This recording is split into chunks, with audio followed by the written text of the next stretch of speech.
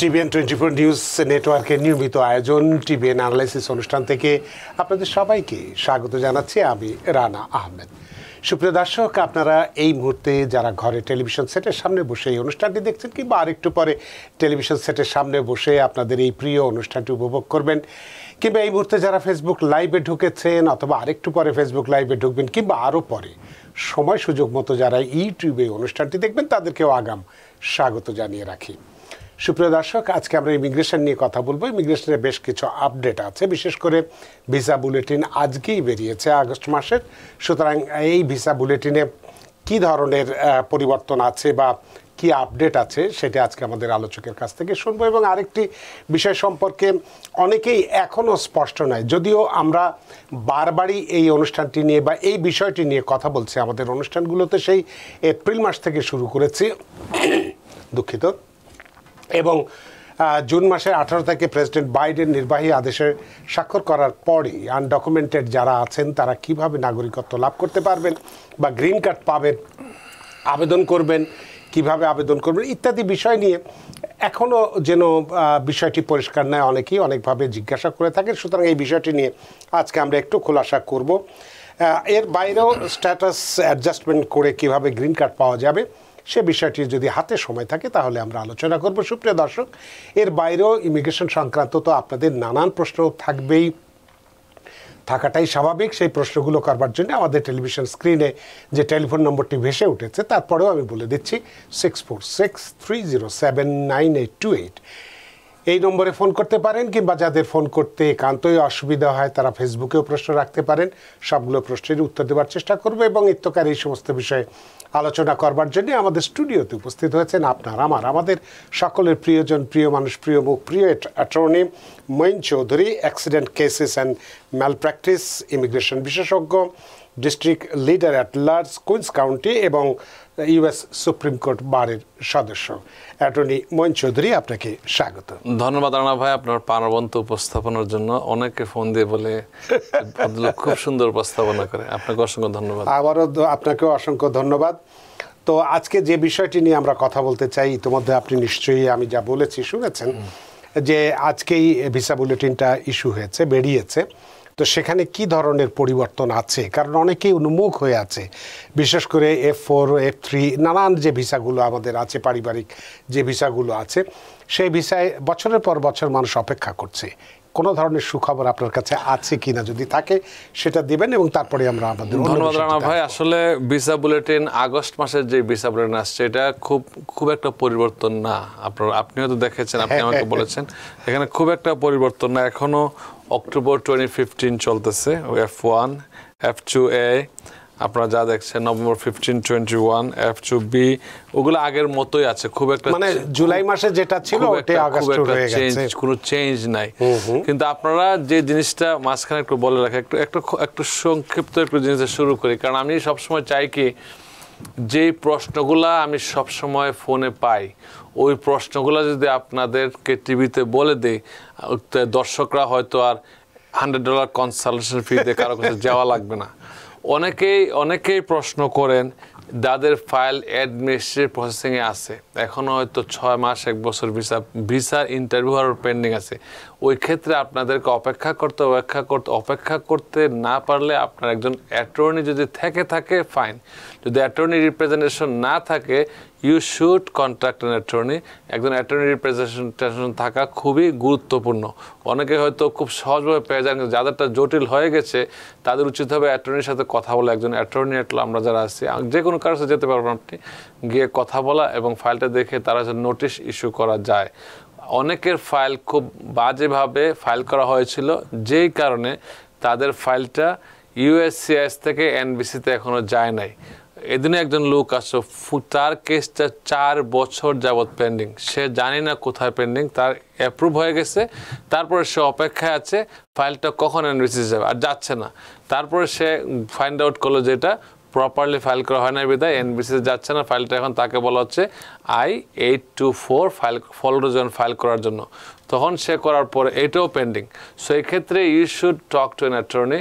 আর অনেকে এখন ভাবে কি, আমি খুব ফ্র্যাঙ্কলি কথাগুলো বলি, কারণ TVN 24 এর millions of viewers, I want to be honest to the viewers. অনেকে ফোন দিয়ে বলে কি, ভাই একটা কথা একটু বলে দেন। কিন্তু আপনি যদি একটা কথা বলে 10 জনের কাছ থেকে একটা কথা বলে পরামর্শ নেন, আপনার পরামর্শটা জগা কিছু হয়ে যাচ্ছে। একজনে বলছে একটা, একজন বলছে একটা, তার প্রশ্নগুলো ভিন্নভাবে করতেছেন। You should talk to an attorney in person, or আপনি জুমেই কথা বলেন না কেন, পে করে কথা বলেন, অ্যাটেনশনটা ফুল অ্যাটেনশন পাবেন। অনেকে করে কি যে ফ্রি অ্যাডভাইস দিয়ে থাকে ইমিগ্রেশন কেসে, ওই ফ্রির মধ্যে কিন্তু ফ্রিটাই বলবে বেশি, কিন্তু হয়তো আপনি দেখতেছেন আপনি কার সাথে অ্যাটর্নির সাথে কথা বলছেন না অফিসের কোনো স্টাফের সাথে কথা বলতেছেন। সো বেটার আপনারা একজন অ্যাটর্নির সাথে কথা বলবেন এবং আপনার বিষয়টা নিয়ে খোলাসা করে বলবেন। এই যে বিষয়টা নিয়ে আপনার কথা বলতে যাচ্ছি, 10 years যে প্রেসিডেন্টের নির্বাহী যে আদেশটা, 10 years যে আপনার অবৈধ প্রবেশটা, এটা অনেকের কাছে এখনো ক্লিয়ার না। আপনি যেটা একটাকে বলছেন, অনেকে ভাবে যে আমি 10 বছর আছি হয়ে যাবে, কিন্তু প্রথমে আমরা বোঝাইতে সক্ষম হই না যে আপনি যদি US সিটিজেনের সাথে বিবাহ বন্ধনে আবদ্ধ না হন এই 10 বছরের মধ্যে, 10 বছরের মধ্যে বলতে জুনের 17, 2024 এর আগে যদি তার বিয়ে না হয়ে থাকে, এই ভদ্রলোক বা ভদ্রমহিলা কিন্তু এই আইনের আওতায় কখনো পড়বে না, এবং আপনাকে অবৈধভাবে আসতে হবে। অনেকে বৈধভাবে আসছে, কোর্টে ফাইল, ডিপোর্ট হয়ে গেছে তার, সে বলে আমার কেন হবে না। আপনি হয়তো মঈন ভাই জানেন না। সো সেইটাই বুঝতে, তারকে যার কাছে যায় তারা বলে কি তুমি 10 বছর থাকো তোমার হতে হয়ে যাবে। অনেকে প্রশ্ন করে ভাই আমার কেস 10 বছর যাবত অ্যাসাইলাম কেস পেন্ডিং সার্ভিসে, আমার তো হয়ে যাবে। তো প্রশ্ন হচ্ছে তুমি তো আর আমেরিকান সিটিজেন বিয়ে করো না, শর্তগুলো তুমি পূরণ করো নাই। অনেকে ভাবে যে লয়ার হয়তো কিছু জানে না, কিন্তু সত্যটা বললে অনেকে সত্যটা তিতা তো অনেকেরা বুঝতে চায় না, মনে করে এই লয়ার হয়তো আমাকে সত্যটা বলতেছে না। তো আপনারা যার কাছে যাবেন না কারণ আপনার ফাইলটা নিয়ে সরাসরি গিয়ে কথা বলবেন, then you make a decision, এবং দরকার পড়লে একজন না 2 জন 3 জনের সাথে কথা বলেন, কারণ সমস্যাটা আপনার, আর আপনি রাইট পার্সনের কাছে গেছেন, ভেরি ইম্পর্টেন্ট। হয়তো আপনাকে কেউ বলবে ওর কাছে যাও, কিন্তু আপনার বুঝতে হবে সে রাইট পার্সন কি না। আরেকটা প্রশ্ন, অনেকেই প্রথম দিকে বলতেছে আপনাকে E2 ভিসা নিয়ে প্রশ্ন করে, দেশ থেকে ফোন দেয়, ভাই 50,000 টাকা হলে আমেরিকা চলে আসবো, আপনি হয়তো কিছু জানেন না। হ্যাঁ, E2 ভিসা হচ্ছে তাদের জন্য যারা এখানে ইনভেস্ট করতে চায়, কিন্তু ওইটা হচ্ছে নন ইমিগ্র্যান্ট। আপনারা বুঝতে হবে নন ইমিগ্র্যান্ট আর ইমিগ্র্যান্ট দুইটা ডিফারেন্ট ক্যাটাগরি। ইমিগ্র্যান্ট হলে আপনি আসলে এখানে গ্রিন কার্ড পাবেন, নন ইমিগ্র্যান্ট ভিসায় কখনো গ্রিন কার্ড হবে না আনলেস আপনি অন্য ক্যাটাগরিতে শিফট না করেন। আর নন ইমিগ্র্যান্ট ভিসা হচ্ছে আপনি শুধু আসার জন্য, এবং এখানে কাজ যে E2 ভিসাটা হচ্ছে একটা সাবস্টেন্সিয়াল অ্যামাউন্ট আপনি এইখানে ইনভেস্ট করে আপনি প্রতিষ্ঠান ক্রয় করলেন বা ব্যবসা বললেন কি $50,000 দিয়ে, এটা কি আসলে 50,000 নাকি না? আসলে 50,000 আপনি জায়গা বুঝে, অনেকে যদি আপনি আলাস্কাতে গেলে 50,000 হয়তো হবে, অথবা এমন জায়গায় ছোট জায়গায় যাবেন যেখানে মানুষ থাকে না, আপনি 50,000 টাকা ব্যবসা করতে পারবেন। এটাও ইমিগ্রেশন দেখবে তো ওইটা আপনি আসলে ভায়াবল কিনা, ওই ব্যবসা আপনাকে থাকতে হবে, আপনার এখানে কাজ করতে হবে, কন্ট্রোল করতে হবে। এই ব্যবসা বন্ধ, আপনার ওয়ার্ক পারমিটও বন্ধ। এটা অনলি ওয়ার্ক পারমিট। এবং সেক্ষেত্রে কতজন মানুষ কাজ করবে এই ধরনের কোনো শর্ত আছে? কতজন মানুষ কাজ করবে শর্ত নাই, কিন্তু তার ব্যবসাটা রানিং থাকতে হবে এবং তার সাবস্টেন্সিয়াল ইনভেস্টমেন্ট থাকতে হবে, এবং সে শুধু কাজ করতে পারবে। কারণ সে কাজ বন্ধ, তার ব্যবসা বন্ধ, কিছুই তার নাই, সে আবার অবৈধ হয়ে যাচ্ছে এভরি 2 ইয়ার্সের জন্য। সো এই জিনিসটা অনেকে বুঝে না, মনে করে যে খুব ইজি। আসলে সবার জন্য ইজি না, এবং এই টাকাটা বৈধভাবে এখানে আনতে হবে, দেখাইতে হবে। অনেকে মুখরোচক এমন কোনো বিজ্ঞাপন দিচ্ছেন, মনে করছে যে আমেরিকা 50,000 টাকা সবার আছে, দিলেই হয়ে যাচ্ছে। কিন্তু এটা আপনার বুঝতে হবে, আপনি যখনই একটা নেক্সট স্টেপ নেবেন, কোনো অ্যাটর্নির সাথে কথা বলে, বাংলাদেশ থেকে অনেক কল আসছে, আমি সরি টু সে, আপনারা আমাকে খারাপভাবে নেবেন না, আমি অত আগে ক্ষমা চেয়ে নিচ্ছি। যদি কেউ বলে যে স্যারের $100 কনসালটেশন, বলে আমি তো 20 লাখ টাকা দিয়ে রাজি, 100 টাকা কেন দেবো? আপনারা বুঝতে হবে আমেরিকাতে, যেহেতু বাংলাদেশের সবাই দেখে, আমেরিকাতে কনসালটেশন মানে হচ্ছে আপনি আপনার বিষয় নিয়ে কথা বলবেন, ওইটাকেই বলে কনসালটেশন। আপনি যদি বলেন এখন 2টা কথা বলেন তারপর আরও বলবো টাকা, no, this is not, this doesn't work like this. আপনারা বুঝতে হবে, আমি আমার জন্য বলছি না, সব লয়ারের জন্য বলছি এই কথাগুলো। সো এই ক্ষেত্রে আমাদের একটু টাইমটা সাশ্রয়, আপনাদেরকে অ্যাটেনশন দেওয়া যায় বেশি।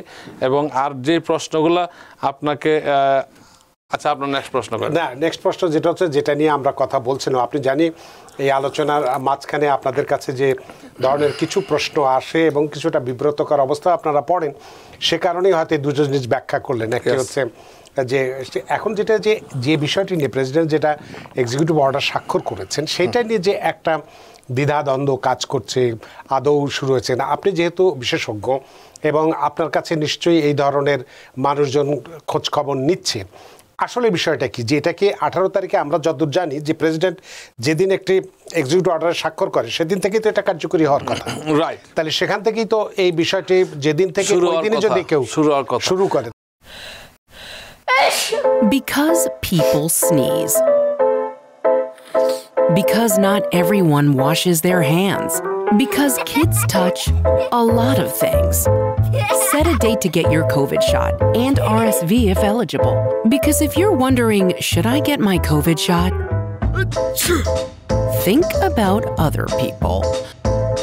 Learn more at nj.gov/health/vaccines. আমি আমার ধারণাটুকু বলি আপনাকে, আমি যে এক্সপিরিয়েন্সটা বলি, এই ক্ষেত্রে আপনারা যখন প্রফেশনাল ওয়েভার যে সুযোগটা ছিল, ওটা ছিল একটা পারমিশন লাগবে আপনাকে দেশে যাওয়ার জন্য, 601A ফাইল করতে হয়, এটা অ্যাপ্রুভ হইতে হয়, তারপরে গিয়ে সে ওই ভদ্রলোক বা ভদ্রমহিলার দেশ থেকে বা থার্ড কান্ট্রি থেকে ভিসা নিয়ে আসবে, ইমিগ্রেন্ট ভিসা নিয়ে আসবে।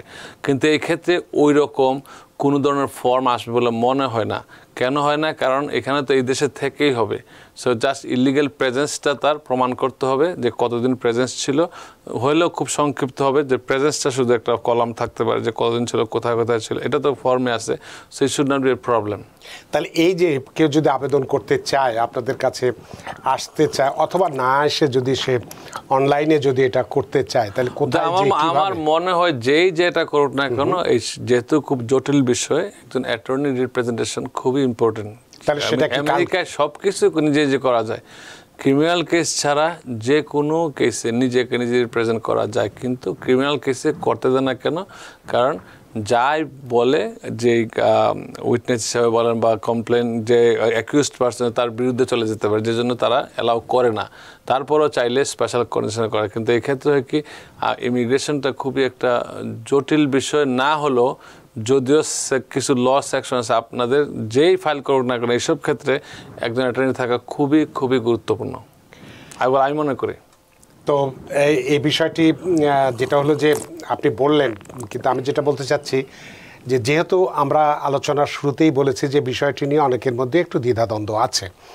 এখন এই মুহূর্তে আমার কাছেও কিছু খবর আছে, যেমন মনে করুন যে কেউ কেউ যোগাযোগ করছে, আপনাদের মতো অ্যাটর্নি যারা আছেন, বিশেষজ্ঞ যারা আছেন, তারা বলছে যে না, এটা এখনও আমরা পুরোপুরি বুঝতে পারছি না, বা হয়তো এই মাসের শেষে যে আমরা এটা করতে পারবো, তো আপনারা এই মাসের শেষে যে যোগাযোগ করেন, এই ধরনের কথা আছে। কিন্তু আমার প্রশ্ন হচ্ছে যে আপনি একজন বিশেষজ্ঞ মানুষ হিসেবে যদি কালকে, যেহেতু আমি বললাম যে প্রেসিডেন্ট যেই মুহূর্তে এক্সিকিউটিভ অর্ডারে স্বাক্ষর করেছে সেই মুহূর্তে এটা আইনে পরিণত হয়ে গেছে, তাহলে সেই হিসেবে যদি কালকে কেউ আপনার কাছে যায় এই বিষয়টি নিয়ে, তার এই কেসটি নিয়ে, সে কি করতে পারবে? যখনই কেউ যাবে তখন আমরা ফাইল প্রসেস শুরু করতেছি, we start the process everything. কারণ এই ক্ষেত্রে অনেকগুলো বিষয় জড়িত, আপনি বুঝতে হবে। I-130 থাকতে হবে, আর না অনেকের আছে হয়তো 601 অ্যাপ্রুভড হয়ে গেছে অলরেডি, তার দেশে যাওয়ার কথা, DS-260 ফিল আপ করতে হবে বাংলাদেশে যাওয়ার জন্য। এই ক্ষেত্রে সে কিন্তু এই রিস্কটা নিতে দরকার নাই, সে এখনই কিন্তু ফাইল করতে পারে এখানে, যেহেতু তারটা এখানে অ্যাপ্রুভ হয়ে গেছে। না হলেও সে যেহেতু লটা এইভাবে তার পক্ষে আসছে, এখানে থেকে সে এটা করতে পারবে। সো এই ক্ষেত্রে অনেকগুলো স্টেপ ইনভলভ, তার মেডিকেল হবে। আর যারা অ্যাডজাস্টমেন্ট ফাইল করেছেন সবাই জানেন, অ্যাডজাস্টমেন্ট যা ফাইল এটা same as adjustment of status, এটা different way of adjustment status ওইটাই, কিন্তু ওইটা হচ্ছে এই অর্ডারের বলে সে এখানে থেকে অ্যাডজাস্ট করতে পারবে। That's the thing. কোনো ফর্ম এখনও বলে নাই, তারা আসেও নাই, আসবে বলে মনে হয় না, but it's working as it is, will work like this. আমরা যদি আনলেস কোনো কেস না হয় এই বিষয়ে, কারণ অনেক সময় হয় কি, কোনো ধরনের প্রেসিডেন্টের এক্সিকিউটিভ অর্ডার কিন্তু অনেক সময় ব্লক করে দেয় কোনো ইন্টারেস্ট গ্রুপে, কিন্তু এক্ষেত্রে এখনও যেহেতু কোনো মামলা হয় নাই, খুব কারো জন্য ক্ষতিকর কারক না এটা, যে কারণে কোনো মামলা হওয়ার সম্ভাবনা অনেক কম। সাধারণত আপনারা দেখেন যে রিপাবলিকানের মামলা করে, কিন্তু এই ক্ষেত্রে রিপাবলিকান কোন স্টেট মামলা করবে বলে মনে হয় না, কারণ এটা খুবই মানবিক ব্যাপার। তো তবে আমি বিষয়টা আরো বলি কি, আমি ইদানিং অনেকগুলা কেস আছে যাদের ছেলে মেয়ে আমেরিকান সিটিজেন, তারাই দেশে 15-20 বছর যাবত আছে। তাদের জন্য খুবই দুঃখজনক হলো সত্য যে এটা এই এক্সিট অর্ডার এটার কথা বলা হয় নাই। প্যারেন্টসরা যে অবৈধ আছে, যাদের বাচ্চা আমেরিকান সিটিজেন, তারা কোনোভাবে সুবিধা পাবে কিনা, তাহলে এই ক্ষেত্রে আপনার কাছে একটি প্রশ্ন আছে। আপনি আলোচনার একটু মাঝখানে, মানে কথা বলার মাঝখানে ডিপোর্টেশনের কথা একটা শব্দ ব্যবহার করেছেন। হ্যাঁ, তো এই ক্ষেত্রে তাহলে আমার একটি প্রশ্ন, যে ধরুন যে একজনের ডিপোর্টেশন হয়ে গিয়েছিল যে কোনো কারণে হোক, কিন্তু তার স্ত্রী আমেরিকান সিটিজেন, তার বাচ্চারা আমেরিকান সিটিজেন, সে দীর্ঘদিন ধরে এখানে আছে, তার ওয়ার্ক পারমিট আছে, কাজ করছে, ব্যবসা করছে, বছরের পর বছর সে ট্যাক্স ফাইল করে যাচ্ছে। এই মতাবস্থায় ডিপোর্টেশন তার হয়ে গিয়েছিল, কিন্তু সে আর ওইভাবে যায় না, এখানে রয়ে গেছে। এই অবস্থায় এই মানুষটি কি আপনার এই যে নির্বাহী আদেশের বলে আবেদনযোগ্য কিনা? সে এখন যদি পুঙ্খানুপুঙ্খ বিশ্লেষণ করে আপনি যে হাইপোথেটিক্যালটা বলেছেন, মানে উদাহরণ দিয়েছেন, আমরা তো স্পেসিফিক কোনো কেসে টিভিতে কথা বলতে পারি না। আবারও বলে, আপনাদের যার যার ব্যক্তিগত প্রবলেম থাকলে এগুলা ফোনে না বলে you should come to any attorney's office, তার ডকুমেন্ট নিয়ে কথা বলবেন, দেন আপনি একটা ভালো অ্যাডভাইস পাবেন। একজন না হোক, 2-3 জনের কাছে যান। তা আপনি যে এক্সাম্পলটা দিয়েছেন এটা খুবই প্যাথেটিক। এরকম কেস প্রচুর আছে আমেরিকাতে। হয়তো কেউ নামে বেনামে অ্যাসাইলাম ফাইল করেছিল, অনলি অ্যাসাইলামের ক্ষেত্রে ডিপোর্টেশনটা ম্যান্ডেটরি। যদি অ্যাসাইলাম ফাইল করে থাকে কেউ, তার কেস উইথড্র না হইলে তার ডিপোর্টেশন হতে পরিণত হচ্ছে removal proceedings, then deportation. In অ্যাবসেন্সে হইতে পারে, অথবা হিয়ারিং এর মাধ্যমে হইতে পারে। যদি না যায়, ইন অ্যাবসেন্সে ডিপোর্টেশন হয়ে যায়। কেউ হয়তো অ্যাসাইলাম ফাইল করে সে ভুলে গেছে। অনেক সময় আরেকটা সতর্কীকরণ বলি, অনেকে করে কি অ্যাসাইলাম ফাইল করে থার্ড পার্টি কারোর মাধ্যমে ফাইল করে, যার কাছে সে যোগাযোগ, হয়তো একদিন দেখা হয়েছে, ভাই ফাইল করে দেন, সমস্যা নাই। সে কোন অ্যাড্রেস দিল, তার অ্যাড্রেস তো সে ভুলেই যায়। সে হয়তো উইদিন 5 ইয়ার্সে ডিফারেন্ট অ্যাড্রেসে মুভ করে, এবং যার মাধ্যমে ফাইল করে সে তো লয়ার না। সে লয়ার না হতে তার অ্যাড্রেসে তো আসবে না, চিঠি আসবে না। তো সে এখন কোথায় মুভ করেছে জানে না। ইন দ্য মিন টাইম তারা তো হিয়ারিং ডেট আসছে, সে মিস করছে, মিস করার পরে কোর্টে চলে গেছে, ইন অ্যাবসেন্সে ডিপোর্টেশন হয়ে যায়, যেতে তাকে যায় নাই বিদায় অটোমেটিক ডিপোর্টেশন। এই জিনিসটা অনেকে বুঝে না, পরে বলে আমি তো ভাই কিছুই করি নাই, দেশে চলে গিয়েছিলাম, বা আমার বা কিছু করার নেই, এটা বাদ দেন, এটা আমি যাইনি, বাদ দেন। তা আপনি বাদ দিলেও ইমিগ্রেশন থেকে বাদ যাবে না, কারণ আপনি জানেন না ডিপোর্টেশন, তখন ডিফারেন্ট নামে। সো এই ক্ষেত্রে যেটা হয়, যে আপনার যে এক্সাম্পলটা দিয়েছেন, অনেকের হয়তো ডিপোর্টেশন হয়ে গেছে, তার হয়তো বউ সিটিজেন, বাচ্চা সিটিজেন, কোনো কারণে হয়তো ওরা হয়তো তার, অনেকে ভাবলে কীভাবে এটা হয়। কেউ হয়তো আপনি হয়তো single, Rana Ahmed single America আসছিলেন, একটা ফাইল করেছেন, ডিপোর্টেশন হয়ে গেছে, আপনি ডান, আপনি ভুলে গেছেন এটা। তারপরে বিয়ে করলেন, বাচ্চা হইলো, সংসার করলেন, সবই হইলো, কিন্তু আপনার ওইটা তো যাচ্ছে না। তা আপনি যখন ফাইল করবেন, আপনার ফাইলের হচ্ছে না। কেন হচ্ছে না? আগে ডিপোর্টেশন আছে, এটা কেউ জানতো না, এখন আপনি জানেন যে ডিপোর্টেশন আছে। তো এই ক্ষেত্রে হবে কি, আপনাকে মোশন টু রিওপেন করে, রিওপেন ছাড়া আর কোনোভাবে এই কেসে আপনাকে অ্যাডজাস্ট করার সুযোগ নাই। যদি জাজে অর্ডার দিয়ে রিওপেন না করে, তখন অন্য কোনো আপনি যদি 10বারও বিয়ে করেন, ডাজন্ট ম্যাটার, যতবার ফাইল করেন, এটা কোনো ফাইলটা হবে না। শুধুমাত্র প্রসেস হচ্ছে আপনার I-130 অ্যাপ্রুভ হয়ে থাকবে। কোনো অফিসারের কোনো ক্ষমতা নাই যে আপনি এটাকে অ্যাডজাস্ট করে। অনেকে এমনও প্রশ্ন আসে, বলে যে স্যার আমি 10 বছর ডিপোর্টেশন হয়ে গেছে, আমি যাই নাই, সার্কিট কোর্ট থেকে ডিপোর্টেশন ইয়েটা বহাল আছে, মানে তার সার্কিটে আপিল ডিনাই হয়ে গেছে, that means say exhaust everything শেষ। এখন সে তাকে নাকি কোন একজন ব্যক্তি বলছে, তুমি তো 10 বছরের, তোমার তো 10 বছর তোমার তো পাবা।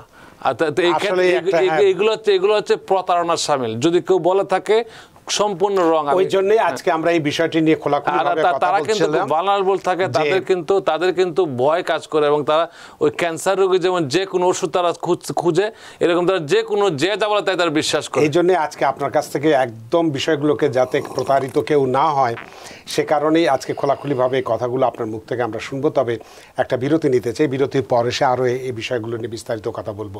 সুপ্রিয় দর্শক, আমরা কথা বলছিলাম প্রেসিডেন্ট বাইডেনের নির্বাহী আদেশ নিয়ে, যেটা নিয়ে একটু ধোঁয়াশা আছে, অনেকেই বুঝতে পারেন না, অনেকেই প্রতারিত হওয়ার একটা আশঙ্কা রয়েছে। সুতরাং এই বিষয়গুলো আজকে আমরা ক্লিয়ার করতে চাই।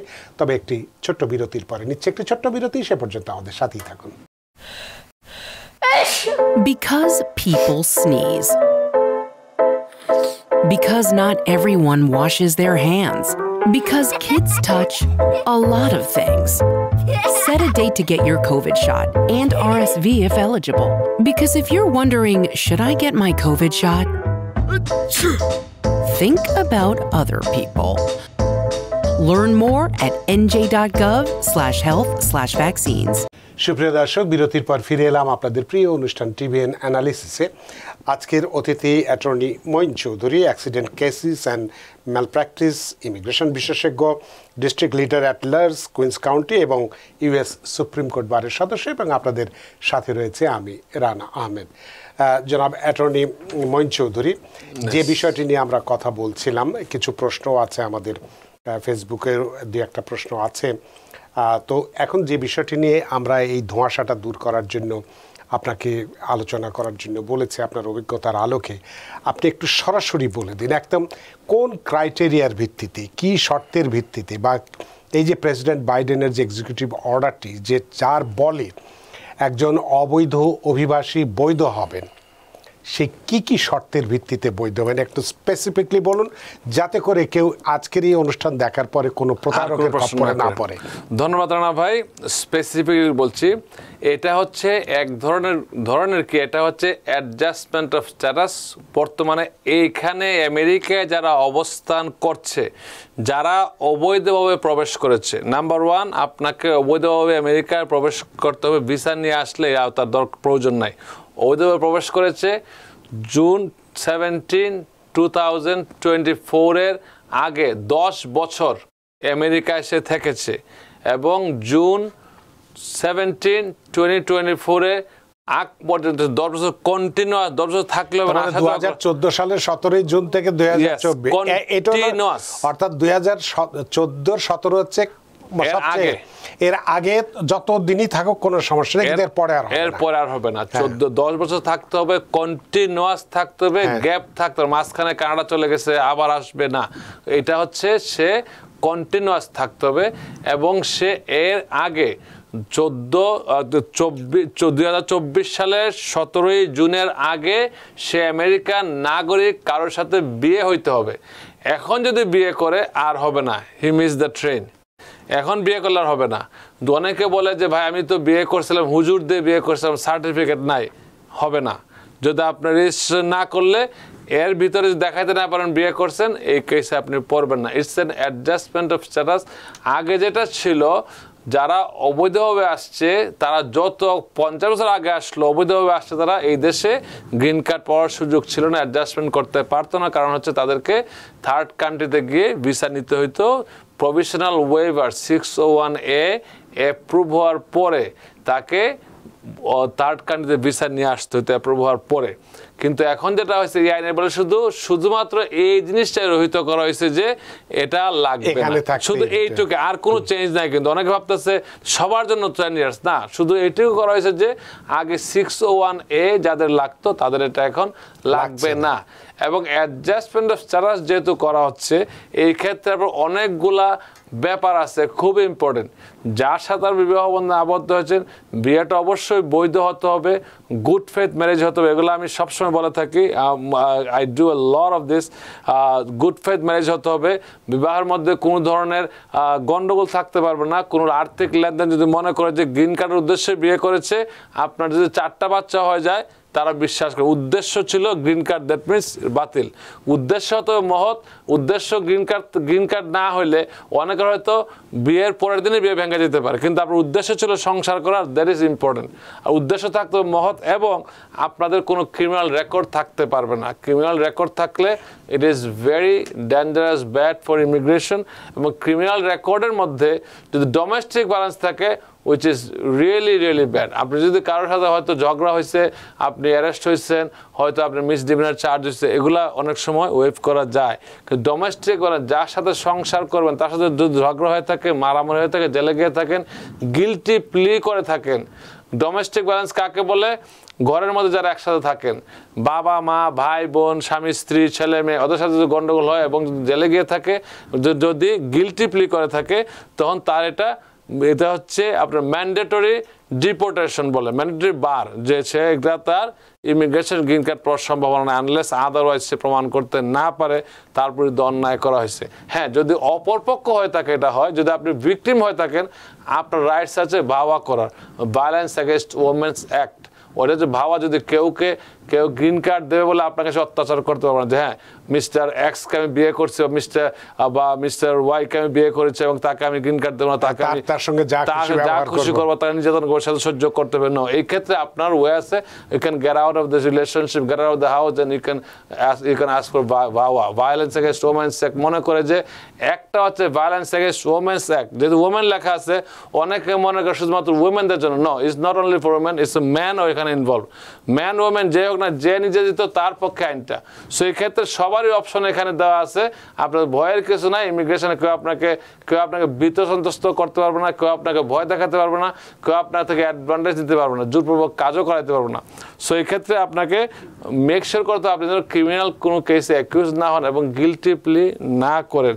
এবং আপনি আর এইটার ক্ষেত্রে 10 ইয়ার্স যে কন্টিনিউয়াস, যদি আপনি রিয়েলি এমনিতে বিয়ে করেন 1 বছর থাকলেই হয়, কিন্তু কন্টিনিউয়াস যদি 10 ইয়ার্স চাচ্ছে, আপনি 10 ইয়ার্স যে এখানে ছিল, রানা ভাই যে বললেন 2014 সালের 17 জুন থেকে, যদি এখানে এর আগ থেকে থাকতে হবে। যদি আগে থেকে আপনি যদি এখানে কন্টিনিউয়াস দেখাইতে চান, অফকোর্স আপনার ট্যাক্স রিটার্ন দেওয়ার, যেহেতু আপনি অবৈধ ছিলেন হয়তো ট্যাক্স রিটার্ন আপনার থাকবে না, অনেকের হয়তো কোনোভাবে ট্যাক্স রিটার্ন থাকতে পারে, হয়তো টিআইএন নিয়ে ট্যাক্স ফাইল করে থাকে, আবার অনেকের মেডিকেড ইন্স্যুরেন্স থাকে, ইন্স্যুরেন্স দেখাইতে পারেন কন্টিনিউয়াস, আপনি লিস্ট পেপার দেখাইতে পারেন, এর ভিতরে হয়তো 10 বছর বিয়ে করলে বাচ্চা হইতে পারে একজন, এটা দেখাইতে পারেন, তারপর ইউটিলিটি বিল থাকতে পারে, অনেক কিছু ডকুমেন্ট শো করতে হবে। এই জিনিসটা এইখানে এই ক্ষেত্রে এইটাই তারা বেশি জোর দেবে, তারপরে 10 ইয়ার্স কন্টিনিউয়াস ছিলেন কিনা, দ্যাট ইজ মোস্ট ইম্পর্টেন্ট।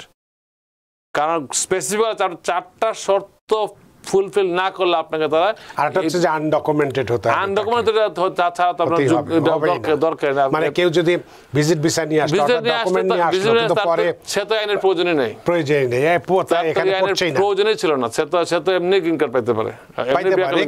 কিন্তু সে যদি 6 মাস পরে না ফেরত যায়, এখানে যদি থাকে অবৈধ হয়ে যায়, এটা সম্পর্ক না, এটা সে পাইতো। কিন্তু এটা শুধুমাত্র যারা 601A ওয়েভার, শুধু একটাই মনে রাখবেন, যদি আপনি 601A ওয়েভারের যোগ্য হয়ে থাকেন, যারা থার্ড কান্ট্রি ভিসা নেওয়ার যোগ্য, তারাই শুধুমাত্র এই আইনের আওতায়, অন্য কেউ এই আইনের আওতায় না। তার মানে একেবারে আপনি ক্লিয়ার করে দিলেন যে 4টে শর্তর কথা যেটা বললেন, যে কন্টিনিউয়াস 10 বছর। সুপ্রিয় দর্শক, নিশ্চয়ই আপনারা এতক্ষণ শুনেছেন যে বিষয়গুলো, যেটা নিয়ে ধোঁয়াশা হচ্ছে, যেটা নিয়ে অনেকেই প্রতারণার শিকার হচ্ছেন, এরকমও খবর আছে। তো সুতরাং স্পষ্টভাবে যে কন্টিনিউয়াস 10 বছর এখানে থাকতে হবে, একজন বৈধ সিটিজেন এখানকার যিনি আছেন তাকে বিয়ে করতে হবে, এবং আপনার নামে বা বিরুদ্ধে কোনো রকম ক্রিমিনাল রেকর্ড নেই, যেটা আপনার কাছে এমন কিছু নেই যেটা আমেরিকার স্বাধীনতার সার্বভৌমত্ব বা আইনের প্রতি হুমকি স্বরূপ হতে পারে, এমন কোনো রেকর্ড আপনার নাই, এবং অবৈধভাবে আপনাকে এখানে এসেছিলেন। এই 4টি বিষয় যদি আপনার মধ্যে থেকে থাকে, তাহলেই আপনি এটার জন্য এলিজেবল, তা না হলে কোনোভাবেই এলিজেবল নন। সুতরাং এই বিষয়টি নিয়ে আমার মনে হয় না যে আর কোনো ধূম্রজালের সৃষ্টি হওয়ার সুযোগ আছে। অ্যাটর্নি মঈন চৌধুরী, আপনার এই আলোচনা দিয়ে আজকে নিশ্চয়ই বিষয়টি পরিষ্কার করতে পেরেছেন। আমাদের অনেক দর্শক টেলিফোনে আছেন, অনেকক্ষণ ধরে একটু ফোন নিয়ে নেই। সুপ্রিয় দর্শক, কে আছেন টেলিফোনে? দয়া করে নাম পরিচয় বলে আপনার প্রশ্নটি করুন।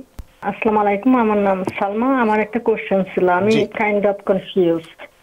আমার ব্রাদারের কেসটা আপনার F4 কেস, ওটা 4 বছর আগে ইনভ্যালিড হয়ে গেছিল, বিকজ কমিউনিকেট করতেছিলাম না সেজন্য। এখন 4 বছর যাবত আমি ওদেরকে ইমেল লেখালেখি করতেছি, বাট সাডেনলি লাস্ট ডিসেম্বরে যখন আমি ইমেল করছি এনবিসিতে, তারা বলছে ইনকোয়ারি করবে।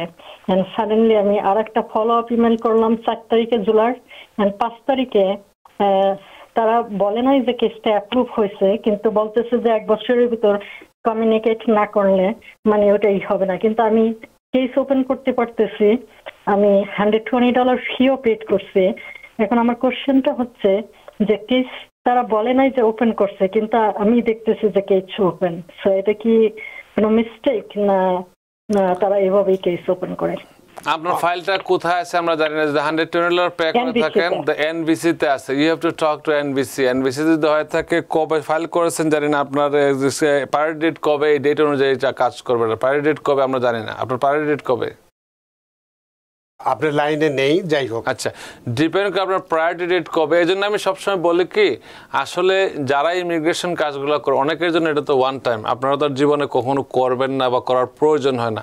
You should talk to an attorney, অথবা যে আপনাকে রিপ্রেজেন্ট করতে পারে, তার দায়িত্ব দিলে সে এটা আপনাকে ভালো মতো বোঝাতে পারবে। তাদের আপনাদের পক্ষে অ্যাটর্নির আমরা কাজ করি। তো আপনি একবার যদি ওকালতনামা সাইন করে দেন, then we can work for you. That's very important. অনেকে এখন কিন্তু দেখা যাচ্ছে কি, আগে যারা খুব ইজিলি করে, এখন এগুলা খুব অনেকের কমপ্লিকেশন হচ্ছে, অনেকে বুঝতে পারছে। মানে ওনার এখন একজন অ্যাটর্নির সঙ্গে যোগাযোগ করাটা উচিত। অনেক ধন্যবাদ সালমা আপনার প্রশ্নের জন্য। আশা করি আপনার প্রশ্নের উত্তর পেয়েছেন। আমি একটা প্রশ্ন ফেসবুক থেকে নিতে চাই, কারণ চলে যেতে পারে। আল মাহমুদ তিনি লিখেছেন যে কন্ডিশনাল গ্রিন কার্ড 2 বছর পর রিমুভড হলে সিটিজেন হতে ওই 2 বছরের সাথে আর কয় বছর সময় লাগবে সিটিজেন হতে? Very good question. Conditional residence যদি হয় তখনই তারা পায় যদি কারো বিবাহ 2 বছরের বিবাহ অ্যাপ্লিকেশনের 2 বছরের ভিতরে যদি আপনাকে গ্রিন কার্ড দেওয়া হয়, তাহলে তারা কন্ডিশনালটা দেয়। আর যদি 2 বছর অতিবাহিত হওয়ার পরে দেয়, অনেকে বলে এটা ব্যাড লাক, অনেকের জন্য গুড লাক। 2 বছর পরে হলে আপনি কিন্তু 10 বছরের গ্রিন কার্ড পেয়ে যাচ্ছেন, আপনাকে ওই পরবর্তী কন্ডিশন রিমুভ করার প্রয়োজন হয় না। এবং কন্ডিশন যখন আপনি রিমুভ করবেন, সিন্স যে আপনার প্রথম যে ডেট থেকে গ্রিন কার্ড ভ্যালি অ্যাক্টিভ হয়েছে, ওই ডেট থেকেই ধরা হবে আপনাকে 3 বছর। অধিকাংশ সময় দেখা যায় যে কন্ডিশন যখন রিমুভ করেন আপনারা, রিমুভ করতে করতে 4 বছর ও 5 বছর হয়ে যায়। এটা একটু কনফিউজ হয়ে যায় মানুষজন। কারণ হচ্ছে কি, অনেকে ভাবে যে 3 বছর হয়ে গেছে, এখন আমি অ্যাপ্লাই করতে পারি সিটিজেনশিপের জন্য। অ্যাপ্লাই করতে পারেন, ইয়েস ট্রু, কিন্তু আপনার যদি অরিজিনাল ফাইল যদি কোনো কারণে ডিনাই হয়, আপনার সিটিজেনও থাকছে না, কিছুই থাকছে না। আবার কোনো স্টেটে করে কি তারা, যে স্টেটে মানুষ কম, তারা করে কি ওই যে ফাইলগুলা জয়েন করে ফেলে। আপনি অ্যাপ্লাই করার পরে তারা ওই যে I-751ও করে, এবং সেম টাইম 751টা তারা নিয়ে আসে। N-400টা যখন পিটিশন হয়, তারা একসাথে এটা, যেহেতু আগে অ্যাপ্লাই করা 751, এটা একসাথে তারা জয়েন্টলি ইন্টারভিউ নিতে পারে। আবার যেসব বিজি জায়গায় ওরা সাধারণত 751 ফাইল করলে পরে আপনাকে 48 মান্থসের সময় দেয় এখন। দ্যাট মিনস আপনার এইটা অ্যাপ্রুভ হইতে বা ইন্টারভিউ ডাকতে 48 মান্থস পর্যন্ত লাগতে পারে। সেক্ষেত্রে আপনার সতর্ক থাকতে হবে, এর আগে নাও হতে পারে আপনার। আর যদি হয়, যেদিন থেকে আপনার প্রথম গ্রিন কার্ড পেয়েছেন কন্ডিশনাল, ওই দিন থেকে কাউন্ট হবে 3 বছর পর আপনি এলিজিবল টু অ্যাপ্লাই। অনেক ধন্যবাদ আল মাহমুদ। আশা করি আপনার প্রশ্নের উত্তর পেয়েছেন এবং খুশি হয়েছেন। আমরা একটু টেলিফোনে যেতে চাই। সুপ্রিয় দর্শক, কে আছেন টেলিফোনে? দয়া করে নাম পরিচয় বলে আপনার প্রশ্নটি করুন। মঈন ভাইয়ের কাছে আমার প্রশ্ন হচ্ছে যে এই যে অ্যাডজাস্টমেন্ট অফ স্ট্যাটাস, এটা কি যারা স্টুডেন্ট ভিসায় এখানে আসছে তাদের কি কোনো ওয়ে আছে এই অ্যাডজাস্টমেন্ট অফ স্ট্যাটাসে যাওয়ার? অনেক ধন্যবাদ দেবাশিস রয়। অ্যাডজাস্টমেন্ট অফ স্ট্যাটাস বলতে সবাইকে বোঝাচ্ছে, এটা হচ্ছে আপনি কোনোভাবে আমেরিকা আছেন, এখন এখানে আপনি গ্রিন কার্ডের আবেদন করছেন, এটাকে বলে অ্যাডজাস্টমেন্ট অফ স্ট্যাটাস। অনেক কারণ হতে পারে, যারা আপনার বিয়ে করা নিতে পারেন, বিয়ে করে হয় জবের মাধ্যমে হইতে পারে। যখন আপনার ম্যাচিউর হয়ে যায়, যেমন ইবিতে যারা করে I-140 পরে I-485, আপনার ফর্মটা মনে রাখবেন, I-485 মানে হচ্ছে অ্যাডজাস্টমেন্ট অফ গ্রিন কার্ডের জন্য। সো অনেক ক্ষেত্রে হতে পারে, ডিপেন্ড করে আপনি কোন সিচুয়েশনে আছেন। গ্রিন কার্ডের মাধ্যমে তো সবাই অ্যাডজাস্টমেন্ট হচ্ছে আপনি কোনো একটা স্ট্যাটাসে আছেন, ওই স্ট্যাটাস থেকে আপনি গ্রিন কার্ডের জন্য অ্যাপ্লাই করলেন। অনেক ধন্যবাদ দেবাশিস রায়। আশা করি প্রশ্ন উত্তর পেয়েছেন। সুপ্রিয় দর্শক, কে আছেন টেলিফোনে? দয়া করে নাম পরিচয় বলে আপনার প্রশ্নটি করুন। আমি মিশিগান থেকে প্রশ্ন করতেছি মঈন চৌধুরী অ্যাটর্নির সাথে একটা পরামর্শ নিতে। জি, আমার কোয়েশ্চনটা হইল, আজকে থেকে 2 বছর আগে আমার একজন আত্মীয়, ওনার আমার ওয়াইফেরই অ্যাপ্লাই, তো ওনার বোন এবং 2টা বাচ্চা সহ উনি অ্যাপ্লাই করছিলেন। তো ওদের ইন্টারভিউ হয়ে গেছে 23 মার্চে। এখন ওদের বাচ্চাকে এবং মাকে ভিসা দিয়ে দিছে, ওনার হাজবেন্ডকে দেয় নাই। 8টা কোয়েশ্চন দিয়ে দিছে এবং উনি ওই কোয়েশনারির উত্তরগুলো দিয়ে দিছে। আজকে থেকে 2 বছর হয়ে গেছে, কিন্তু এখন থেকেও কোনো কিছু উত্তর দেয় না।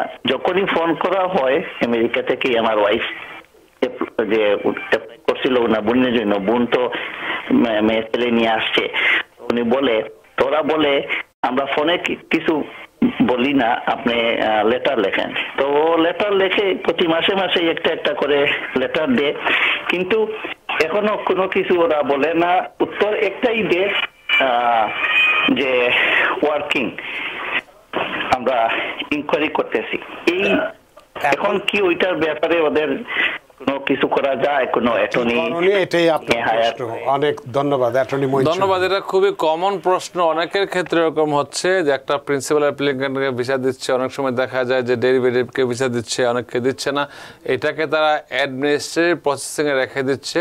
তো আপনাদেরকে ওই সময় সতর্কতার সাথে ওই সময় দরকার একজন অ্যাটর্নির সাথে কথা বলা এবং চিঠি লেখা, কন্টিনিউ যোগাযোগ করা। এবং এই ক্ষেত্রে অ্যাডমিনিস্ট্রেটিভ প্রসেসিংটা 2 সপ্তাহ লাগতে পারে, 2 মাস লাগতে পারে, 6 মাস, 1 বছর লাগতে পারে, কিন্তু 2 বছরটা অনেক সময়। এটা ডেফিনেটলি ফ্রাস্ট্রেশন। এখানে 2 বছর অনেক সময়। আপনি ইমিডিয়েট কারোর সাথে কথা বলা উচিত এবং যোগাযোগ সব ফাইল নিয়ে কথা বলা উচিত এবং তাদেরকে অফিসিয়াল রিপ্রেজেন্টেশন দেওয়া উচিত। তার মানে একজন অ্যাটর্নির মাধ্যমে যাওয়া অফিসিয়াল উচিত। অনেক ধন্যবাদ প্রিয় দর্শক, অনেক দূর থেকে আপনি ফোন করেছেন। আশা করি একজন ভালো অভিজ্ঞ অ্যাটর্নির সঙ্গে আলোচনা করে বিষয়টিকে দ্রুত সমাধান করার চেষ্টা করুন। আমাদের হাতে সময় নেই, তো 2 মিনিটের মতো হাতে সময় আছে। তাহলে সেক্ষেত্রে আপনাকে আমার একটা প্রশ্ন আছে যে সিটিজেনশিপের ক্ষেত্রে কোন কোন প্রশ্নে, সাধারণত কোন কোন প্রশ্নে মানুষ যারা নাগরিকত্ব নিতে যে বেশি সমস্যায় পড়ে বা ফেল করে? ধন্যবাদ ভাই, খুবই ইম্পর্টেন্ট। আমরা দেখছি আমাদের সবসময় বলে থাকে বাংলাদেশি যারা ক্লায়েন্ট, বাংলা ভাষাভাষী, তারা লিখতেও পারে, বলতেও পারে, লিখতেও পারে, পড়তেও পারে, কিন্তু যখন আপনার স্পিকিংটা আসে তারা কিন্তু খুব কনফিউজ হয়ে যায়। যেমন আমি সবসময় বলি যে ইন্টারভিউর 70% হচ্ছে আপনার যে অ্যাপ্লিকেশনটা থাকে, অ্যাপ্লিকেশনটা কিন্তু খুবই গুরুত্বপূর্ণ। ওইখানে কিন্তু অনেকগুলো প্রশ্ন আপনি ইয়েস নো দিয়েছেন, না বুঝেই দিয়েছে। যে কেউ তো যে ফিল আপ করে সে তাকে জিজ্ঞাসা করে না, নো নো নো ইয়েস দিয়ে দিচ্ছে। কিন্তু এগুলো আপনারা খুব ভালো করে, যারা ইংলিশে পরীক্ষা দেবেন, খুব ভালো করে এগুলো পড়বেন, অর্থ সহ পড়বেন। এবং আমরা সবসময় রেকমেন্ড করি আপনি প্রিপেয়ার্ড হয়ে যান, যে আপনি এমন না যে আপনারটা বোধ গেলেই হয়ে যাবে। যে পরীক্ষা যারা দিবেন আর যারা পরীক্ষা ছাড়া যান তাদের বুঝতে হবে তার বয়স কত, তাদের একজন অ্যাটর্নির প্রয়োজন, কারণ তারা তো কথা বলতে পারে না। অনেক সময় দেখা যায় ডাক্তার লিখে দিলেও সে লিখতে পারে না, পড়তে পারে না, বলতে পারে না। তখন অফিসার করলো কি, ওকে লেট মি ট্রাই বলার পরে বাংলাদেশে ইংলিশ পড়তে একা যাচ্ছে, সে ঠিক আছে ইংলিশ পড়ো তো দেখে, এটা সে পড়লো president will elect president for 4 years। তখন ডাক্তার যে লিখলো পড়তে পারে না, he is black listed. It's a black listed, কারণ ডাক্তার তো না বুঝেই লিখতেছে। এই জন্য একজন অ্যাটর্নির খুবই প্রয়োজন। যদি কারো একা যায় ইন্টারভিউতে, অ্যাটর্নি গেলে তার মনে সাহস থাকে বেশি এবং সেইগুলা তার কথাগুলো অ্যাটর্নি বলতে পারে। পরীক্ষার ইংলিশের পরীক্ষা তাকে দিতে হবে, কিন্তু অফিসার বি মোর ফ্লেক্সিবল। অনেক ধন্যবাদ অ্যাটর্নি মঈন চৌধুরী। আসলে আমাদের হাতে সময় নেই, সময় থাকলে হয়তো আমরা আরও অনেক বিষয় নিয়ে কথা বলতে পারতাম। আপনি অনেক ব্যস্ত মানুষ, ব্যস্ততা সত্ত্বেও আমাদের স্টুডিওতে উপস্থিত হয়েছেন এবং আজকে প্রেসিডেন্ট বাইডেনের এক্সিকিউটিভ অর্ডার নিয়ে গুরুত্বপূর্ণ একদম স্পেসিফিকলি বলেছেন, যাতে করে আর মানুষের কোনো কনফিউশন থাকার কথা নেই। আপনাকে অসংখ্য ধন্যবাদ। থ্যাংক ইউ ভাই, অসংখ্য ধন্যবাদ আপনাকে। সুপ্রিয় দর্শক, এতক্ষণ আমরা যে বিষয়টি নিয়ে কথা বলেছি, গুরুত্বপূর্ণ বিষয় নিয়ে, আজকে যে আগস্ট মাসের ভিসা বুলেটিন বেরিয়েছে সেটা তেমন কোনো পরিবর্তন নেই, সেটা আমরা বলেছি। এবং প্রেসিডেন্ট বাইডেনের এক্সিকিউটিভ অর্ডার নিয়ে কথা বলেছি। যে কনফিউশনগুলো আমাদের মধ্যে দানা বেঁধেছিল, আশা করি আজকের আলোচনার মধ্যে দিয়ে সেই কনফিউশনগুলো দূর হয়েছে। এবং কেউ যদি আপনাকে ভুল বোঝাবার চেষ্টা করে থাকে, আজকের অনুষ্ঠানটি যদি দেখে থাকেন, তাহলে নিশ্চয়ই আর ভুল বুঝবার কোনো সুযোগ নেই। সুপ্রিয় দর্শক, যে যেখানেই থাকুন, ভালো থাকুন, সুস্থ থাকুন, নিরাপদে থাকুন। TVN 24 নিউজ নেটওয়ার্কের সাথেই শুভরাত্রি।